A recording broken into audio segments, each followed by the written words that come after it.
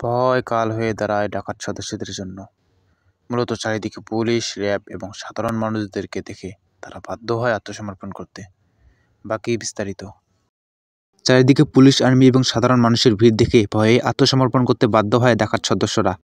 বলা হচ্ছে 3 জনের বয়সই খুবই কম। তারা গ্রাহক সেজে ব্যাংকে আসেন। তবে 15 লাখ টাকা দাবি করলেও বাহিরে নিউজ মিডিয়া সহ লোক সমাগম দেখে তারা স্যালেন্ডার করতে বাধ্য হন। এরপর একটি সাদা গাড়িতে করে দক্ষিণ কেরানীগঞ্জ থানায় নেওয়া হয় তাদেরকে।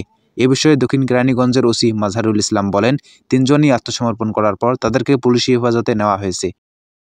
মূলত বৃহস্পতিবার দুপুরে অগ্নিঅস্ত্রসহ 3 জন ডাকাত ব্যাংকে প্রবেশ করে দ্বিতীয় তলায় 10 জন গ্রাহককে জিম্মি করে। খবর পাওয়ার পরই দ্রুত সেনাবাহিনী, র্যাব, পুলিশ সহ আইন শৃঙ্খলা বাহিনী দ্রুত ব্যাংক ঘেরাও করে। চারিদিকে নিরাপত্তা কর্মী দেখে দ্বিতীয় তলা থেকে একটি চিরকুটের মধ্যে মোবাইল নাম্বার লিখে নিচে ফেলে দেয়।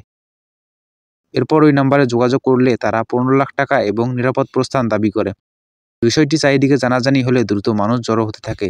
মূলত চারিদিকে এত পুলিশ, আর্মি এবং সাধারণ মানুষ দেখে ডাকাত সদস্যরা ভয় পেয়ে যায়। ফলে তারা বাধ্য হয় আত্মসমর্পণ করতে। এদিকে ব্যাংকের জিএম ইসমাইল হোসেন বলেন, এরপর 10 জনকে জিম্মি করে 15 লাখ টাকা দাবি এবং নিরাপদ প্রস্থান চায় তারা।